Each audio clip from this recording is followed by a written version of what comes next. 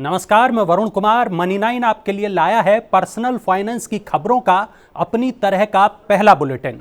तो चलिए बिना वक्त जाया करे शुरू करते हैं आज का बुलेटिन। तो पहली खबर यह है कि निजी क्षेत्र के HDFC और ICICI बैंक ने 7 दिन से लेकर 1 साल से कम अवधि के लिए FD पर ब्याज दर बढ़ा दी है। इसका असर यह होगा कि जमा पर अब ज्यादा ब्याज मिलने के दिन आने वाले हैं।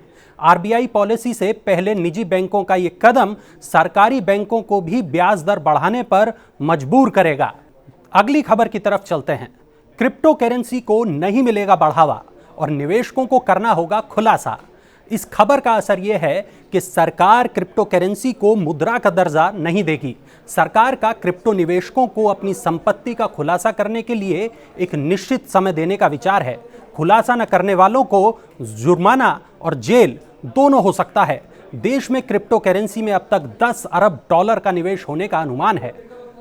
अगली खबर की तरफ बढ़ते हैं। अमेरिकी डॉलर की तुलना में रुपया कमजोर हो गया है।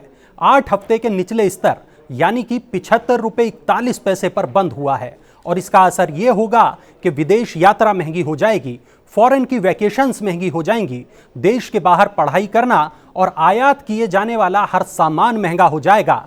डॉलर के लिए पहले के मुकाबले ज्यादा रुपया खर्च करना होगा। अगली खबर की तरफ बढ़ते हैं। तो अगली खबर वर्क फ्रॉम होम से जुड़ी है। वर्क फ्रॉम होम पर सरकार कानून लाने वाली है और इसका असर क्या होगा? इसका असर यह होगा कि सरकार जल्द ही वर्क फ्रॉम होम के लिए जो कानून लाएगी, इससे वर्क फ्रॉम होम कर रहे लोगों को इंटरनेट और बिजली के खर्च की भरपाई का प्रावधान होगा। साथ ही इसमें काम के घंटे भी तय किए जाएंगे। नौकरी करने वालों के लिए एक और बड़ी खबर है। अगर आपने नौकरी छोड़ते समय नोटिस पीरियड पूरा नहीं किया तो आपको शॉर्ट नोटिस पीरियड के लिए कंपनी द्वारा की जाने वाली रिकवरी पर 18%, जी हां 18% GST भी देना होगा। आज की 5वीं खबर की तरफ बढ़ते हैं। सरकार लेकर आई है ड्राफ्ट नोटेरी बिल का और इसका असर क्या होगा? युवा वकीलों को मौका मिलेगा। उन युवा वकीलों को जो नोटेरी पब्लिक बनना चाहते हैं, उन्हें अपने पेशे से जुड़ी कुशलता बढ़ाने में मदद मिलेगी।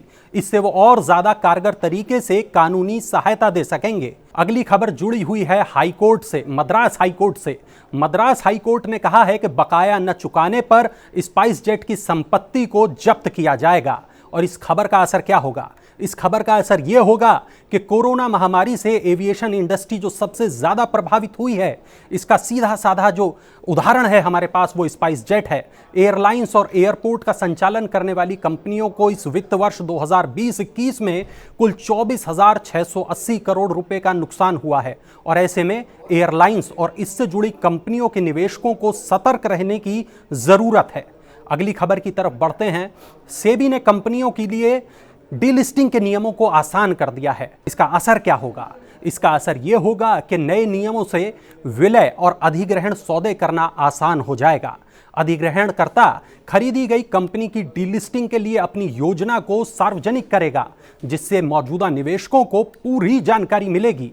बुलेटिन की 8वीं खबर जो जुड़ी है नागरिक उड्डयन मंत्रालय से। नागरिक उड्डयन मंत्रालय ने यात्रा में सुगमता के लिए एयर सुविधा पोर्टल को अनिवार्य कर दिया है और इस खबर का असर यह होगा कि भारत में आने वाले अंतर्राष्ट्रीय यात्रियों के सफर को सुगम बनाने के लिए एयर सुविधा पोर्टल पर संपर्क रहित स्वघोषणा को अनिवार्य किया गया है। इस पहल का लक्ष्य यात्रियों के लिए बेहतर सुविधा प्रदान करना है। 9वीं खबर जो बहुत ही महत्वपूर्ण खबर है। सरकारी बैंकों ने 10 लाख छोटे उद्यमों को 58,524 करोड़ रुपए का कर्ज चुकाने में रियायत दी है। इसका असर यह होगा कि छोटे उद्यमों को कर्ज चुकाने में मिली राहत से बेकारी को रोकने में मदद मिलेगी। सूक्ष्म, लघु और मध्यम उद्यमों में 12 करोड़ लोगों को रोजगार मिला हुआ है। यह एक बहुत बड़ी संख्या है और इन लोगों के लिए यह बहुत बड़ी राहत की खबर है। और अब चलते चलते IPO अपडेट। अब बात करेंगे IPO के बारे में। हॉस्पिटैलिटी और ट्रैवल इंडस्ट्री की पहली कंपनी रेटगेन ट्रैवल टेक का IPO मंगलवार से सब्सक्रिप्शन के लिए खुल चुका है। इसका प्राइस बैंड 405 से 425 रुपए प्रति शेयर है। 9 दिसंबर तक इसके लिए बोलियां लगाई जाएंगी। बुधवार को श्रीराम प्रॉपर्टीज का IPO खुलेगा जो 10 दिसंबर को बंद होगा। इसका प्राइस बैंड 113 रुपए से 118 रुपए प्रति शेयर तय किया गया है। और गुरुवार को मैप माई इंडिया का आईपीओ खुलेगा। इसका प्राइस बैंड 1000 रुपए से 1033 रुपए प्रति शेयर है। शुक्रवार को फुटवेयर ब्रांड मेट्रो का आईपीओ खुलेगा, जिसका प्राइस बैंड 485 से 500 रुपए प्रति शेयर होगा और इसमें राकेश झुनझुनवाला ने भी पैसा लगाया है। ऐसी ही बड़ी खबरों के लिए जुड़े रहिए मनी 9 के साथ। मनी 9 पर आपको मिलेगी खबर और साथ ही मिलेगा खबर का असर भी। तो ऐसी ही तमाम बड़ी खबरें जो सीधे जुड़ी हैं आपके बजट से, उन खबरों के लिए जुड़े रहिए मनी 9 के साथ और ज़रूर सब्सक्राइब कीजिए हमारे YouTube चैनल को, कमेंट कीजिए, शेयर कीजिए, लाइक कीजिए और हमें बताइए कि हमारी जो वीडियोज़ हैं, हमारी जो खबरें हैं वो आपको कैसी लग रही हैं। आपके सुझावों का स्वागत रहेगा।